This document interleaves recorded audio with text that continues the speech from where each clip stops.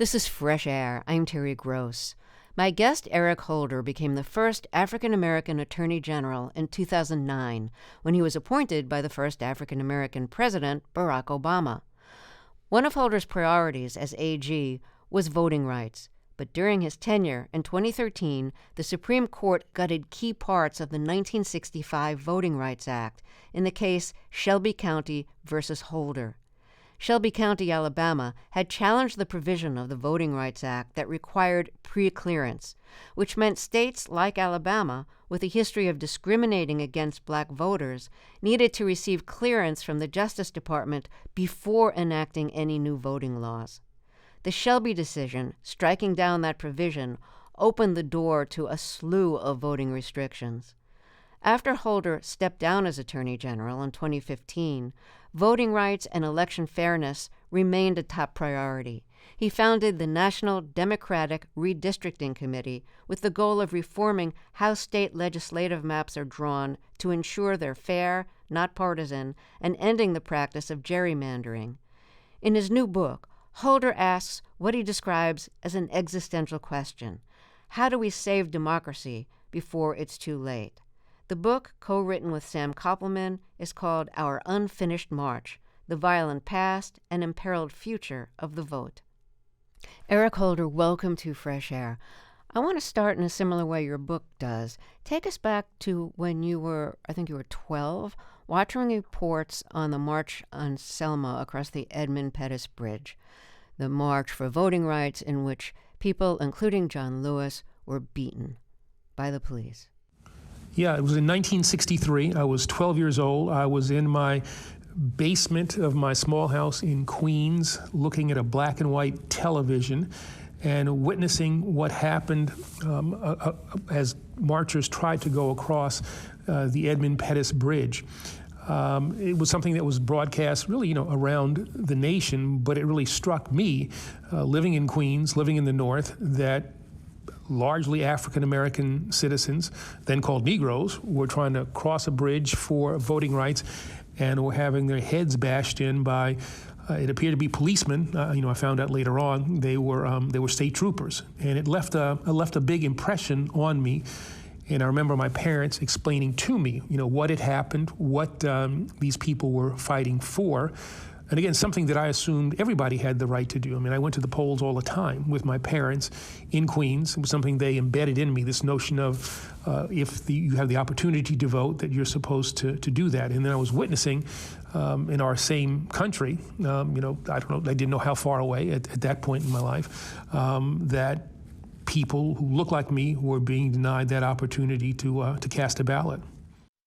Voting rights became a priority for you as Attorney General. How did that become a priority? Well, I like to think of myself as a child of the 60s. And, I remember what I've just described, the 65 incident at the Edmund Pettus Bridge. I remember before that, again on that black and white TV, seeing in 1963 as my future sister-in-law was denied the opportunity to enroll at the University of Alabama when George Wallace stood in the schoolhouse door. Those left impressions on me. The 60s was also a time for African countries asserting their independence. Both of my parents come from Barbados. Barbados declared its independence in 1966. The civil rights movement was in flower. And all of those things left in me an impression that there was the need for progress, that old ways of doing things had to be done away with, and that I wanted to be a part of that. While you were Attorney General, there was the now famous case, Shelby versus Holder, where Shelby, Alabama, challenged the constitutionality of part of the Voting Rights Act. So just to refresh people's memories, explain what that case was about. Yeah, the Shelby County versus Holder case arose in 2013. Shelby County, Alabama, filed a lawsuit that essentially challenged what's called the coverage formula in the 1965 Voting Rights Act, which has legitimately been called the pearl of the civil rights movement. there is a coverage formula within the Act that sets out the basis by which certain jurisdictions are covered. And if they are covered, then they have to, if they want to make changes in their voting procedures, they had to go to the Justice Department to get something that's called pre-clearance. People in the Justice Department and the Civil Rights Division would look at the proposed change, and if it didn't impinge on the rights of the citizens in the jurisdiction, would pre-clear it, approve it. If there were problems, you try to work them out. If they couldn't be worked out, then the Justice Department had the ability to file a lawsuit. The folks in Shelby County challenged whether or not that formula was still valid. It had been put together in 1965. This is now 2013, and the Supreme Court, in a 5-4 decision, sided with Shelby County and said that the coverage formula was not historically correct, and that therefore the ability of the Justice Department to pre-clear that which Shelby County wanted to do was unconstitutional. The problem with the Supreme Court ruling, Chief Justice Roberts very famously said in the majority opinion that America has changed, which was definitely true. The America of 2013 was fundamentally different and better than the America in 1965, but America had not come far enough, and as a result of that decision, we saw very quickly states that previously had been covered by the Act putting into place a number of voter suppression mechanisms and techniques.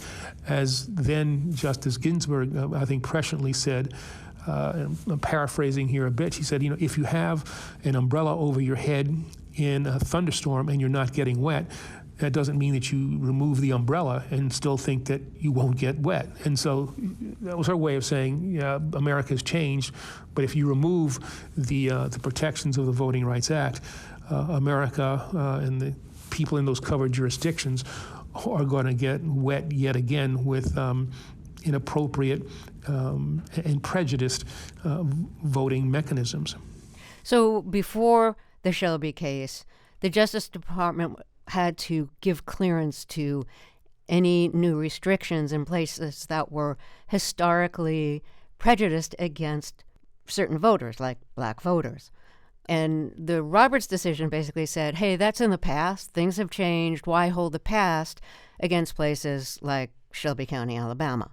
That's basically right. I mean, yeah, the covered jurisdictions were largely the states that were part of the Confederacy, although there were some covered jurisdictions. Actually, people find this kind of hard to believe, parts of New York State were covered as well. But they were largely southern states that had been a part of the Confederacy. So let's take this to the really practical level. What is something that your Justice Department was able to do to uphold voting rights under the Voting Rights Act that you were no longer able to do under the Voting Rights Act after the Supreme Court decision striking down key parts of the Act? Well, we filed a suit in Texas where Texas tried to impose a photo ID regimen that required everybody who wanted to vote to possess this state-issued photo ID. And we were able to show that this had a disproportionate and negative impact on people of color who didn't have access to photo ID, didn't own cars to the same degree that their white counterparts did. If they didn't possess a photo ID, they could go to a place and get one issued to them. But in order to do so, you had to have backup materials, birth certificates, things of that nature. And what Texas says is, we'll make that available to you, but in order to do it, you have to pay $22. And what we said was, that's almost like a poll tax. You're going to make people who don't just have photo ID, perhaps they don't possess a driver's license, you're going to make them pay $22 to come up with a way in which they can obtain that photo ID. And judges in Texas had voted at the trial court level had said that the position of the Justice Department was in fact one that was justified. And you were able to do that because of the Voting Rights Act. Yeah, Texas was a covered jurisdiction, and the changes that they wanted to make in their voting procedures was something that we could examine under the Voting Rights Act of 1965. What was your role in arguing the case in the Supreme Court in Shelby versus Holder. Your name is on the case because you were the head of the Justice Department.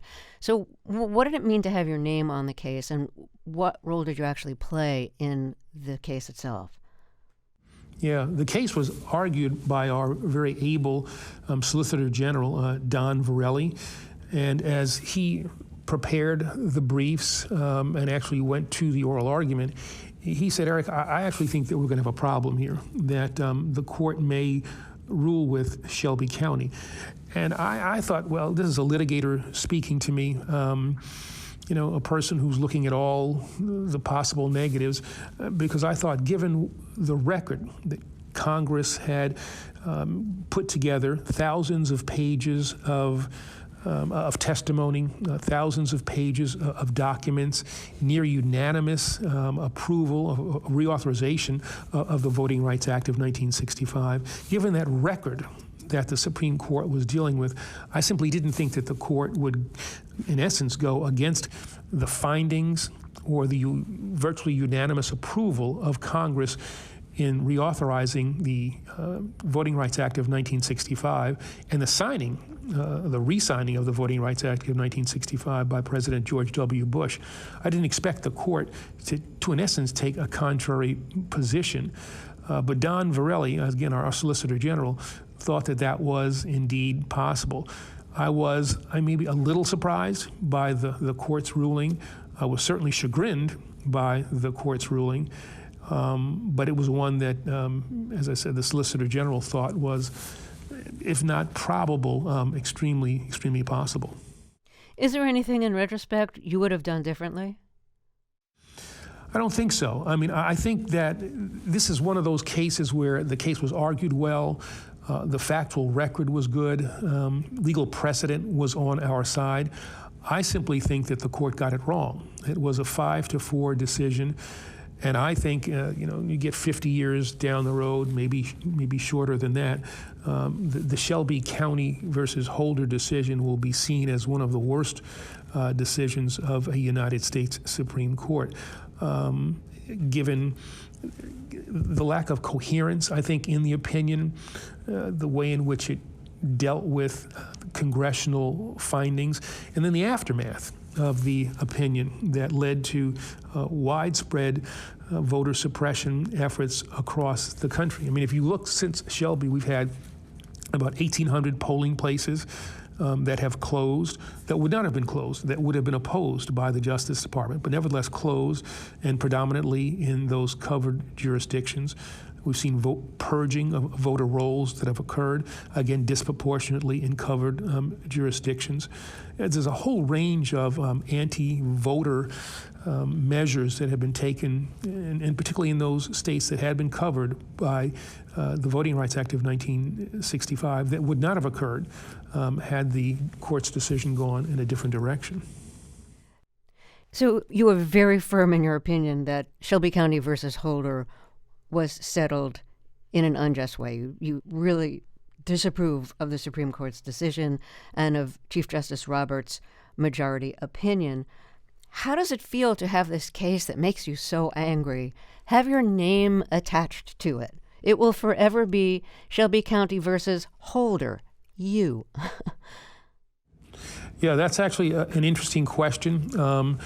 And I smiled a little bit because those who are near and dear to me, those who work with me, always refer to the case as the Shelby County case. They know they leave your name off. there is a part of me that does not want my name, not a part, there is my entirety does not want to be in any way associated with that case. It's almost like as if, you would like Dred Scott versus Holder or something like that. I mean, it's an odious case, and it is not something that I want to ever be connected to, except for people to know it's something that I think was wrongly decided and had an extremely negative impact on our democracy. But I never refer to the case as Shelby County v. Holder. It is only the Shelby County case. You said that you were chagrined by the Supreme Court's decision. In your book, you say this decision made you angry, angrier than you ever were as Attorney General. What are the best channels of appropriately addressing your anger when you're Attorney General? And did you ever worry that if you expressed too much anger, you would be portrayed as an angry black man? Yeah, well, I mean, what I tried to do was channel the anger that I felt immediately by calling to the Justice Department the next day, the heads of all of the major civil rights organizations, to the conference room on the 5th floor of the Justice Department, and in essence say, I disagree with the opinion that the court has rendered. There are still parts of the Voting Rights Act that are intact, and we will continue to use those intact provisions of the Act to do all that we can to protect the voting rights of all Americans. And we, I think, did as good a job as we could, given the way in which the court left the Voting Rights Act of 1965 in tatters. Now, you raise another point, though. I think as mad as I was, I think pissed off is the way I might have described it. If I were being totally truthful. I had to always measure the way in which I responded, both because I was the Attorney General of the United States, and then, as you say, did not want to be portrayed as an emotional and angry black man. That is a component of who I am that I have to, or had to deal with in my official capacity. And so it might have come off, my anger might have come off as more measured than it actually was. Can you talk a little bit more about that concern about being portrayed as like an angry black man? Like, what does that mean? And why do people in power who are black sometimes have to not show their anger because of that racist way of being depicted? Yeah, because if you demonstrate your anger, you can be dismissed. He's mad because he's black and this affects black people and he's reacting as a black person. And so what you try to do is couch the anger that you feel in logic, in measured tones, to try to make sure that your listener understands that you're coming from a logical, neutral place. It's part of, who we are as Americans. We have never really dealt with, I think, in an appropriate way, the question of race, the question of inherent implicit bias. But it's something that as a black man, I've had to learn to deal with and try to navigate. And so if you were in the 5th floor of the Justice Department with me and you were part of my staff, you would have seen the real feelings that Eric Holder was feeling on that day. If you'd seen me in the conference room when the cameras were there, you would have seen a person speaking in much more measured tones, but trying to convey as best I could in those measured tones the depth of my anger. You read that your silent protest against the court's decision was that you weren't going to appear in that Supreme Court during your tenure as Attorney General. What did that mean exactly? That you wouldn't ever walk into the court, that you wouldn't want to argue a case yourself, which I'm not sure an Attorney General ever would do anyways. Like, what did you not do that you might ordinarily have done? Yeah, it's actually a tradition that every Attorney General argues at least one case before the United States Supreme Court. The Solicitor General... I didn't know that. Yeah, the Solicitor General, as I say in the book, picks, basically the easiest case that's up for the term, so that the Attorney General will go in there, have to deal with the easiest questions and get a close to guaranteed, victory. And I actually kind of looked forward to the possibility of arguing before the court. When I was the Deputy Attorney General, I remember watching Janet Reno go to the court, and you have to wear the appropriate clothes. And she had what she described as a pretty good, interaction with the court. And of course, she won. I didn't want to do my argument during the first term out of concern that something might be said or characterized that might hurt the president. So I was going to wait for the second term. And after Shelby County, which happened in the second term in 2013, I decided I was not going to go to the court, given what I felt they had done in the Shelby County case, and in some ways legitimize that tradition. I wanted to at least make clear among those who knew at the Justice Department that this Attorney General was not going to argue a case before the Supreme Court. Solicitor General, people who had served as Solicitor General before Don tried to convince me to do it, and I told them I just wasn't going to go up there and argue a case. Let me reintroduce you. If you're just joining us, my guest is Eric Holder, who served as Attorney General under President Obama. His new book is called Our Unfinished March: The Violent Past and Imperiled Future of the Vote. We'll be right back after a short break. I'm Terry Gross, and this is Fresh Air. Let's get back to my interview with Eric Holder. He was Attorney General under President Obama. His new book is called Our Unfinished March: The Violent Past and Imperiled Future of the Vote. You said that you started to think of the court as being more ideological, not more partisan, but more ideological. Now we're expecting the Supreme Court to basically undo Roe v. Wade because we had a preview of the decision. Now it's only a draft, but it's likely to the final version is likely to be a variation of that draft. What are your impressions of the Supreme Court now in the light of that likely decision?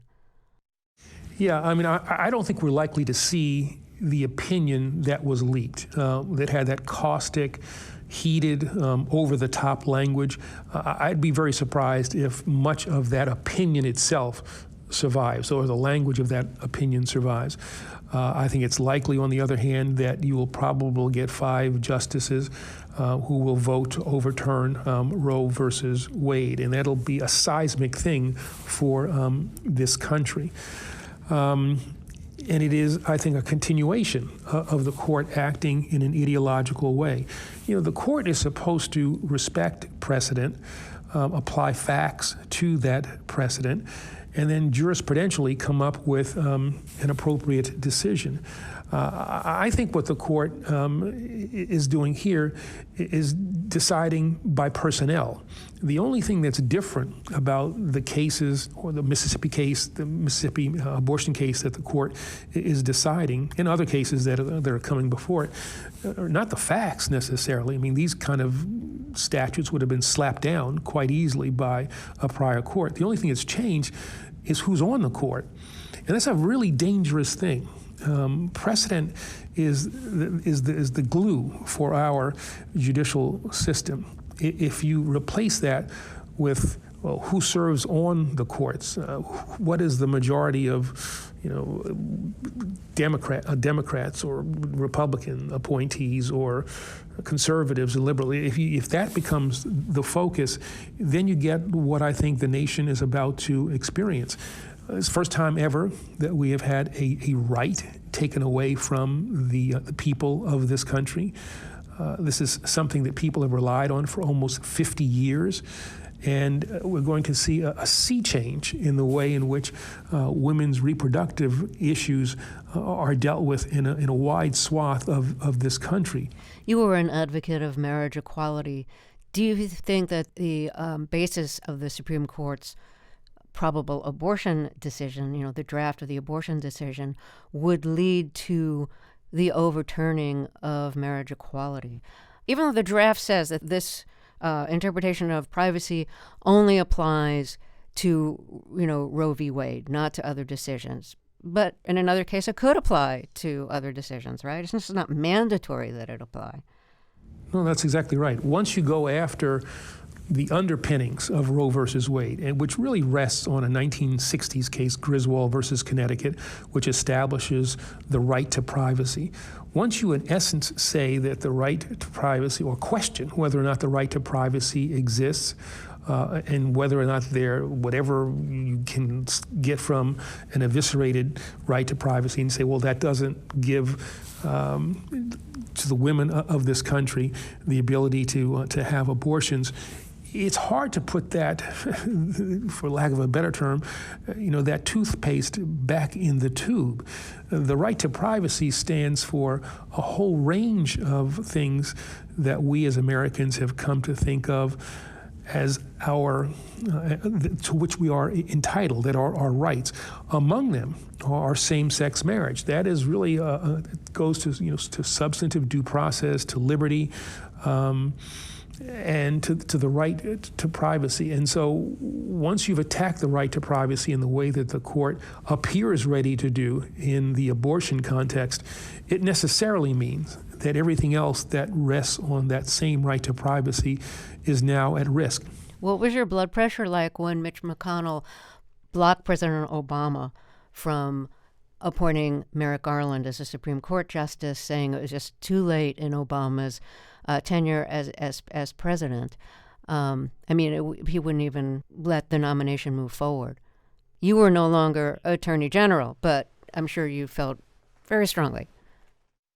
Sure. I felt very strongly about the fact that they were blocking even the consideration. It'd be terrible if they had voted down Merrick Garland as a justice, but they didn't even give him the courtesy of a vote. And I thought that was outrageous. And as you said, my blood pressure was pretty high.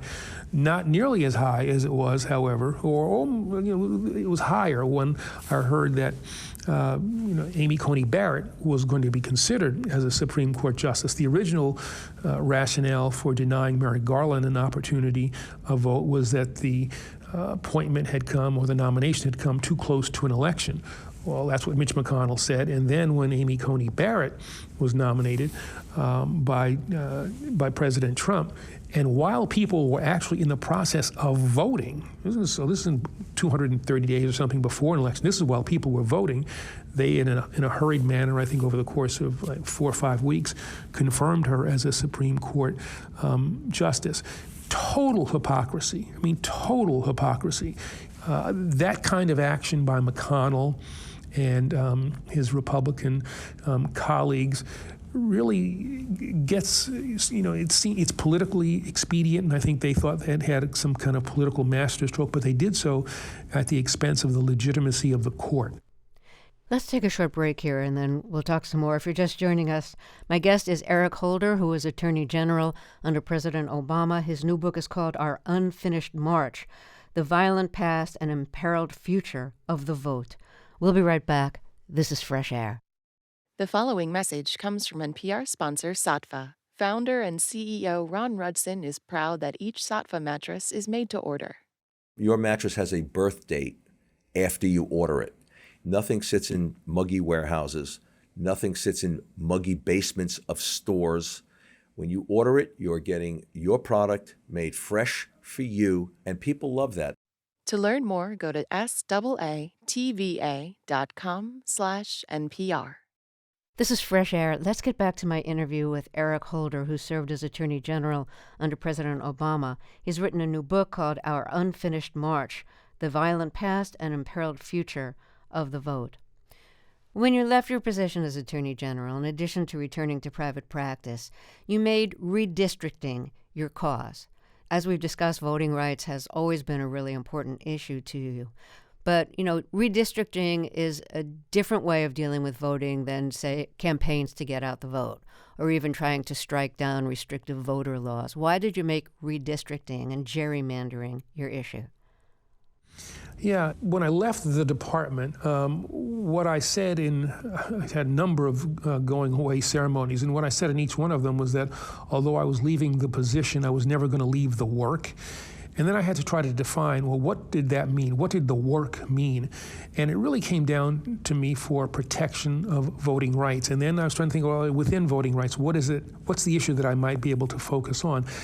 And as I looked at what happened in 2011, in 2012, the last time the country redistricted, I saw what Republicans had done there. Princeton University did a study and said that was the worst gerrymandering of the past half century. And as a result of that gerrymandering, you saw a shift in power to Republicans over the course of the decade that was inconsistent with the amount of popular support they were getting.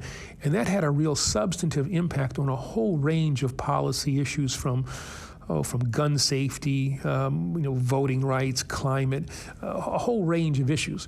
Because gerrymandering has an impact not only at the federal level, but at the state level as well. And so I said, that's a place where I think I'd like to focus, to make sure that when the next time we redistrict, which will be in 2021, 2022 because of the pandemic, to make sure that the process is done in a much more fair way, and so that we have a decade where the parties will be competing against one another on the basis of their ideas, their policies, their candidates, as opposed to who had the ability to draw better lines at the beginning of the redistricting process. If you look at the ways in which, in that past decade, the negative impact of the gerrymandering, it was profound. And we see it actually now in what we're dealing with, where you have these anti-abortion bills that are not supported in the states by the people in the states where they come from, but state legislators can vote for them, and because they're in safe gerrymandered districts, they face no electoral consequence for doing something that's inconsistent with the desires of their constituents. And that's what enables the Supreme Court to write a decision that potentially will undo Roe versus Wade. I mean, the Supreme Court is really just looking at state statutes. You grew up during the civil rights era, and as you were coming of age, you watched Malcolm X get assassinated, Martin Luther King, Medgar Evers. You saw attacks on citizens just standing up for their right to vote.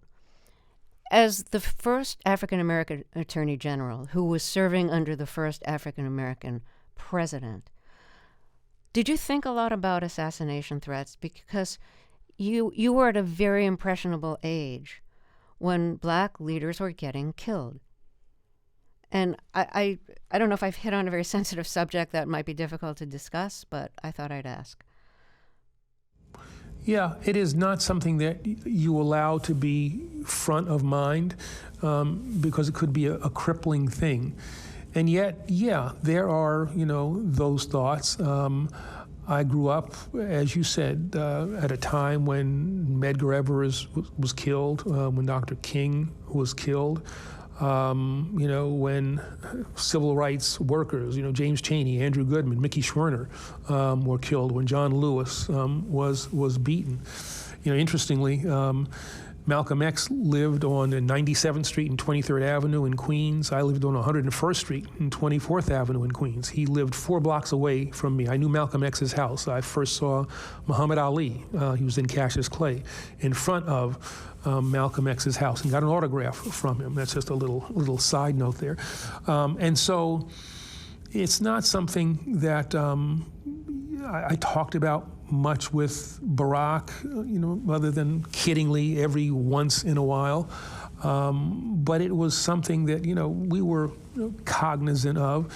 He was ably protected by the Secret Service. I was ably protected by the FBI. And I think, there were some extra measures that were taken that we don't really discuss, but it was, I felt that with the protection that I had, I didn't have to focus on those concerns, and I could just go about, doing my job. Did having Malcolm X live just a few blocks away from you make him, this iconic figure, more real to you? He wasn't somebody on TV only. His home, you'd pass it in your neighborhood. And I'm sure you might have felt the shock of his assassination more as a result of being in such close proximity to his home. What impact did that have on you? It's an interesting question because I did see him, occasionally, and not a great deal, but occasionally. And he was just, this guy who had a funny last name. I totally understand that as a kid. Different religion. He didn't go to any of the churches, in my neighborhood. But I understood that he was a man of significance and a person who was to be respected, even if my father, who didn't agree with, who Malcolm was and the things that he espoused. I heard that in my house as well. It wasn't until his assassination, after his assassination, and I got to high school and I read the autobiography of Malcolm X, that I really understood the significance of him, the greatness of him, and the promise of him that was taken from us.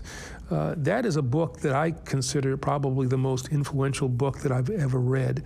But I think he was poised to be a much more important figure for the world at large and for white Americans at large. And he was taken from us too soon. But the reading of that book made me understand how lucky I was to live as close to him as I did. I only regret that in some ways that as the young guy that I was, I didn't fully comprehend then, the greatness that was so near to me.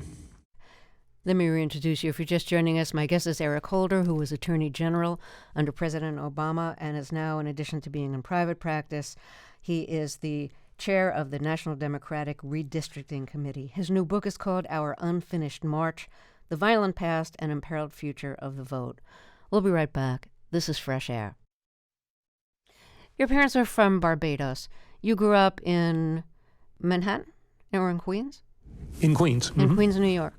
Did your view of America growing up in New York City differ from your parents having moved here to the U.S.? I think different in this way. My parents as immigrants loved this country unquestioningly. My father came here as a 13, 14-year-old boy.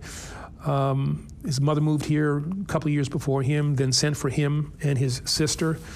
And he always thought this was the greatest country in the world, no questions asked.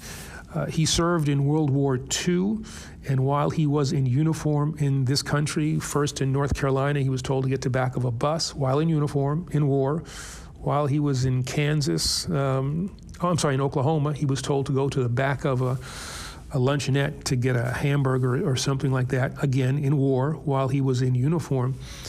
Those, for me, the child of the 60s, would have been shattering, consequential, differing ways in which I might have viewed my nation. But for him, they were simply things that had to be overcome. And so that was, I think, the difference between us. I grew up, born in the early 50s, come of age in the 60s when we were questioning everything. And it was something that presented a bit of a schism between me and my father. Again, I questioned everything. It wasn't that he questioned nothing. He was a proud black man, and he understood that there was a need for progress. But he really had a faith in this country that was unshakable. And it is to his generation that I owe the success, that I've had. People who loved this country when the country didn't love them back. Those people who protest are people who love this country, but it's also the quiet patriots, like my father. And I think at the end of the day, in a lot of ways, maybe he was right, because that soldier who was discriminated against in uniform during World War II turned out to be the father of the first black Attorney General of the United States. You went to Columbia University as an undergraduate, also as a law student.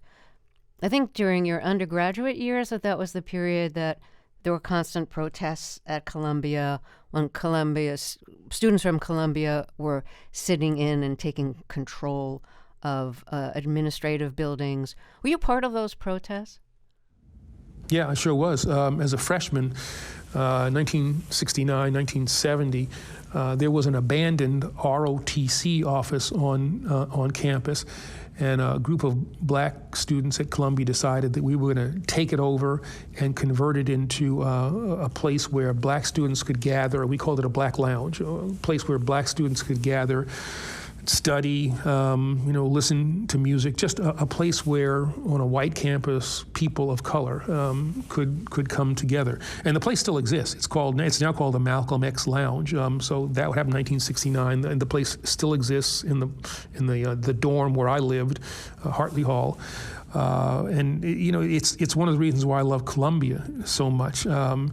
they took these testosterone-afflicted young 18-year-olds and said, they're raising a legitimate concern. There's no place to meet for black students. They're doing so in a way that we don't necessarily support, but we're going to talk to them. And we came to an agreement so that we actually got the Black Lounge. And to take it one step further, the dean, who was the dean of Columbia at the time, was a guy named Henry Coleman. And, we said some unkind things to him. He kept his cool. And I actually had the chutzpah as a senior at Columbia to ask him to write my law school recommendations, which he very, wonderfully did. We became friends, and both of us received, I guess it's the highest award that you can get from the college. It's called the John Jay Award, on the same night. And I thought that was kind of it was for me a pretty emotional thing to have Dean Coleman get his award on the same day that out of control freshman Eric Holder got his award. But it is why I love the man, and it is why I continue to love Columbia.